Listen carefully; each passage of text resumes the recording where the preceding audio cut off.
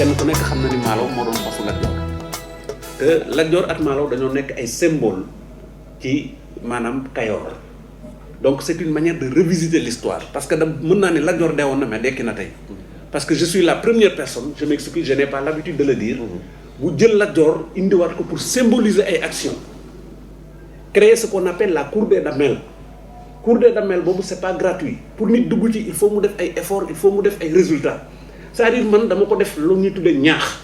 maanaam damay ñaax nit ñi pour ñu nekk ay jàmbaar damay ñaax nit ñi pour ñu góorgóorlu te ci ñaax boobu ak ci góorgóorlu boobu ñu leen soxla ci région bi ci loolu lañ ko mën a amee. dinañu jërëjëf yéen a ngi ba tey di seetaan li nga xam ne moom mooy Thiès ca kanam Thiès ca kanam yéen a ngi koy seetaan fii ci site bi ñu naan Thiès Info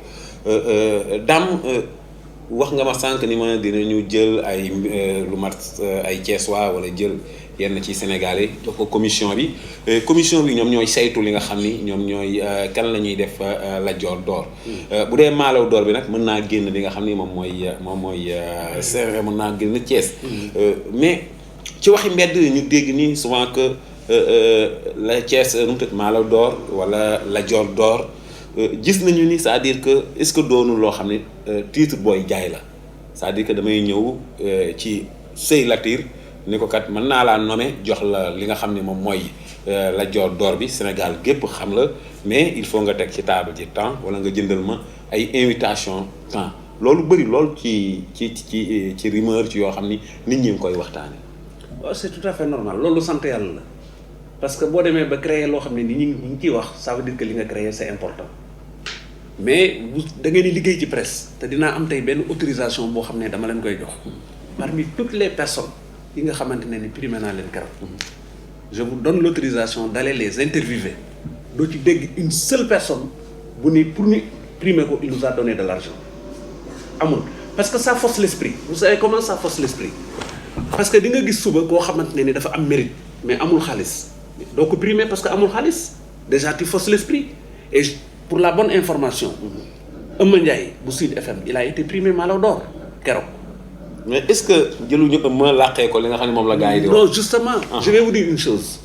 parce que da nga wax lu important est-ce que newoo nit ki da ngay jënd ay cartes pour ma primer la. non on ne demande à personne d'acheter des cartes pour être primé mais nit ki nga xamante ne ni dañ koy sargal su sañoon ay mbokkam dinañ ko fekkee ay xaritam dinañ ko fekkee ay collègues de service am dinañ ko fekkee ay xameem dinañ ko fekkee kooku bu ko neexee am na droit ni événement bi bëgg naa nga jaay man nangam de carte ma jox ko ay samay nit pour ñu fekkee parce que ce n'est pas un événement boo xam ne ni aussi on le donne gratuitement parce que c'est un investissement qui est très lourd xam naa ne ci biir émission bi dinañ dugg ci loolu dinaa la wax ce que nous avons investi avec des preuves à l'appui donc dama la bëgg a xamal ni la amul kenn koo xamante ne ni di ñu jox xaalis pour ñu primer la liy organiser événement bi ce sont les sponsors qui la donnent la preuve mooy je crois que y a des images qui sont ici boo fa demee di nga gis toutes les sociétés yi nga xam ne ni ils sont venus nous accompagner et c'est grâce à ces sociétés-là que nous avons pu organiser l'événement. dinañu wax tamit ci sa diggante ki nga xam ni Thierno Alassane Sall lan nga ko nommé Malaw d'or wala Lat Joor d'or. Malaw d'or la personnalité la plus influente. waaw mu mel ni am na journal bu bindoon ci maanaam ci kii da ngay nommé ki nga xam ne mooy ministre Thierno Alassane Sall mais ci wax sa xalaat yi nga xam ni moom moo am ci diwaanu Thiès mu mel ni am na auditeurs yoo xam ni dañ see dugg wax ni kat ñi nga xam ni ñoom ñooy organisateur u Malaw d'or bi démentir nañu ni kii du Thiès waa de l'année nu mu tëddati Thierno Alassane Sall mu est-ce que seen diggante amul woon avant bis bi yenn problème yoo xam ni amoon na ci. non pas du tout kooku benn journaliste moo jékki-jékki bind boo xamante ne ni jegewul organisateurs yi pour laaj leen seen moom fu mu jëlee information bi après est-ce que woo ngeen ko. mais juste non j'ai répliqué au niveau de sa rédaction. Alors moom ci boppam il m'a appelé au téléphone pour s'expliquer mais je l'ai blâmé effectivement parce que un journaliste professionnel defe naa ni balaa ngay bind ci un événement surtout un journaliste qui habite Thiès mu wër la organisateurs yi ñi ngi dëkk Thiès war nga jël le temps d'aller rencontrer les organisateurs laaj leen ba ñu xamal la balaa ngay def un papier et je vais vous dire une chose il m'a un peu trompé je le dis ouvertement ndaxte dina seetaan émission bi il m'a appelé un jour avant muy def publication bi fekk maa ngi jógee Dakar di ñëw mu ni ma je m'appelle xawma naka j'ai oublié le nom je suis un journaliste du Témoin c'est ce qu'il m'a dit parce que il m'a pas dit aussi la vérité mais dama dégg ni Thierno Alassane Sall moom mooy le Thiessois de l'année c'est vrai ou c'est faux ma ne ko non Thierno Alassane Sall il n'est pas le Thiessois de l'année il reçoit un malon dinaa la wax sax lu ma la warul wax parce que da nga ko waroon xam toujours événement bi mais c'est Allé Lo qui est le Thiessois de l'année mu ne ma noonu la demee ma ne ko waaw mu ne ma je suis d'accord mu raccroché le lendemain bi may xëy à ma grande surprise il y a un de mes amis qui m'a appelé pour me dire que ni dañu gis benn article ci Observateur ñu bind ci ni Thierno Alassane Sall nommé Thiessois de l'année ma ne ko ah bon mu ne ma waaw ma ne ko laisse-moi le temps d'aller voir le journal alors bi ma demee gis journal bi ça m'a vraiment choqué parce que j'ai compris que ni ce gars-là soit il veut saboter mon événement ou bien il veut semer la confusion parce que man en tant qu'organisateur information buy jógee ci événement bi di dem feneen maa koy joxe c'est un journaliste que je connais même pas su ma ko gisoon mënuma la wax ni kii la donc lii mu bind nii c'est extrêmement grave mais je vais appeler le rédacteur en chef de l'Observateur nga démentir ko bi ma wooyee le gars dama ne ko je risque de rompre mon contrat avec vous dina ko seetaan ça c'est la presse ma ne ko j'ai investi 7 millions de francs ci seen organe yéen vous me faites la publicité yéen yéenay def la retransmission en direct de l'événement am naa ay insertion publicitaire ci Observateur am naa 2 spots publicitaires par jour ci RFM donc vous êtes mieux placé que quiconque pour xam les tenants et les aboutissants de cet événement donc je ne peux pas comprendre un jour ma xëy un de vos journalistes di bind des informations yoo xam ne c'est pas vérifié semer totalement la confusion au niveau de la région de Thiès je veux que ça se rectifie le plus rapidement possible mu ni ma raccroche je vais l'appeler bi mu ko wooyee am na lu mu wax moom je ne sais c'est quoi le gars m'a appelé naan ma non seulement bi ma lay téléphoné fekk na j'ai déjà envoyé le papier ma ne ko mais toi tu n'es pas professionnel man je sais comment ça se passe j'ai des amis journalistes même su fekkente ne ni le papier est déjà parti soo ma wooyee ma jox la vraie information li nga waroon def mooy téléphoner à ta rédaction wax la ni le papier que j'ai fait il y a des erreurs mais tu ne l'as pas fait donc kon ce titre là tu l'as fait sciemment et ça n'engage que toi et je suis prêt à porter plainte contre cet article que vous avez fait donc finalement je me suis dit après il n'est pas question parce que soo ko defee bon dafay créer la confusion j'ai laissé passer Adama gis nga tamit li nga xam ni moom la aada kii nu tati Dame Sall jox askanu Thiès ci waa mu jox ko askanu Thiès jox ko population Thiès yéen en tant que association des consommateurs nan ngeen ko gisee ndax am na yoo xam ne war nañ ko cee mën a régler waale wala yoo xam ne mën nañ ko cee yokku li mu jox Thiès surtout la foire régionale dafa nekk la foire régionale waxoo sax Malaw d'Or mais la foire régionale Malaw d'Or xam nga wax naa ko si moom j'ai posé des questions il m'a expliqué Lat Dior d'Or bi moo des mais li may wax rek dafa li mu wax nii foire régionale bi ñu def chaque année dafa nekk loo xam ne création événement d'emploi la xam nga wala c'est que li ma koy xaw a critiquer fii moom njagam yi Dame Sall bu mu ko politiser tu as compris ku si mën a dugg ñu dugg même l'association des consommateurs qui sont là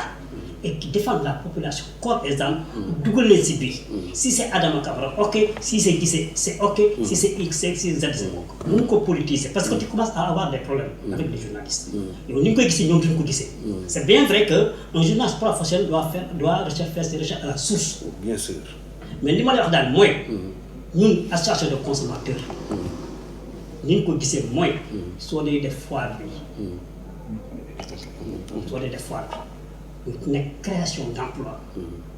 pour la région de Thiès en général les Thiessois en particulier ñoo ko def d'une façon que li nga xam ne kenn du am benn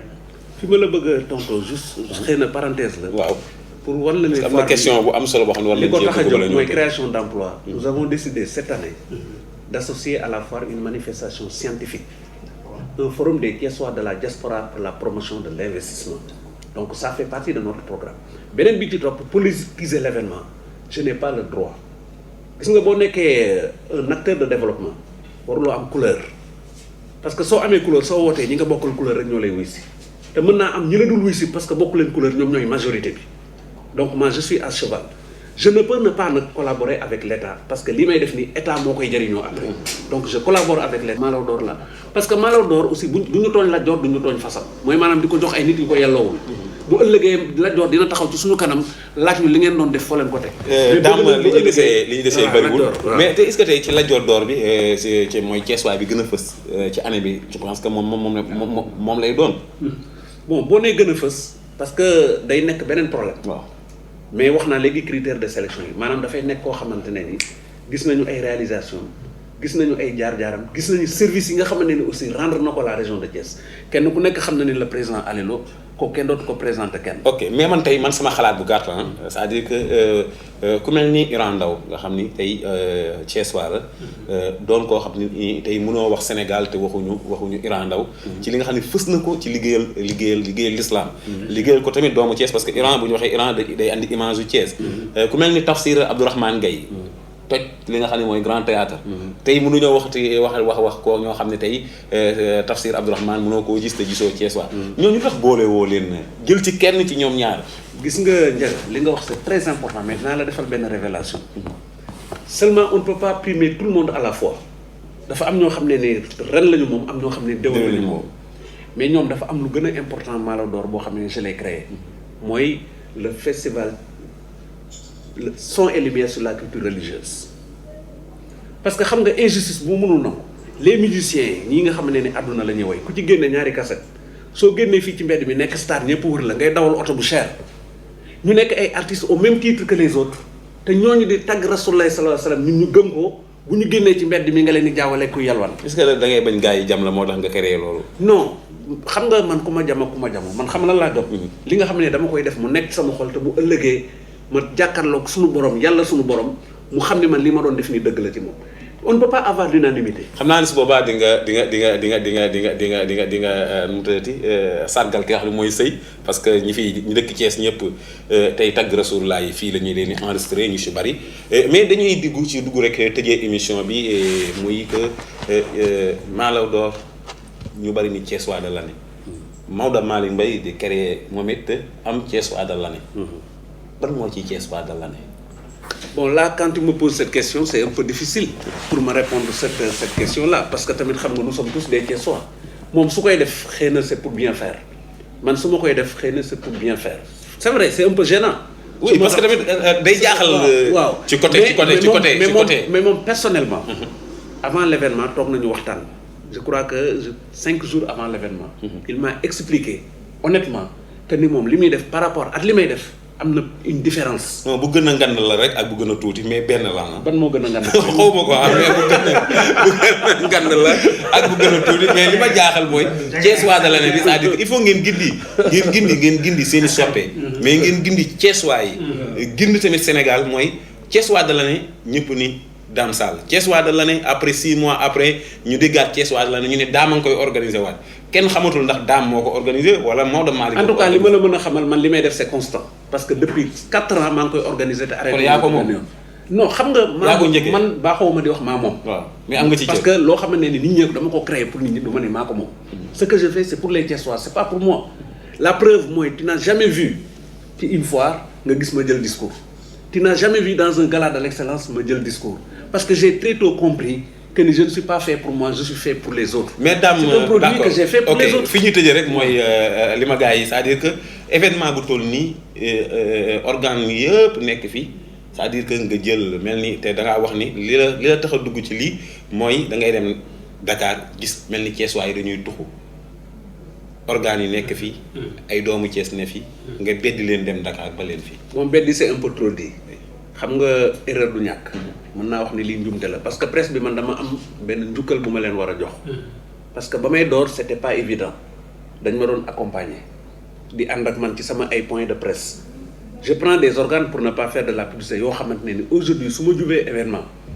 dañuy jël événement bi di ko publicité ba événement bi jeex ci lañ may doog a présenter une facture ndimbal mënut a weesu lool te fa presse bi mën a àgg man mënuma fa àgg kon donc presse bi je ne fais que les remercier. Et je présente encore une fois mes excuses parce que ça a été une erreur administrative, le fait de ne pas adresser à la presse des invitations, mais le ploy def ta presse bi bokku ci dafa melni nga togg ceeb defo ci xorm. Merci Dame. Adama fan ngay tagoto. Tagoto vraiment di content rek. Si rencontre bi, di content ci débat bi. Di content tamit Thiès Info. Thiès Info. Thiès Info. C'est extraordinaire.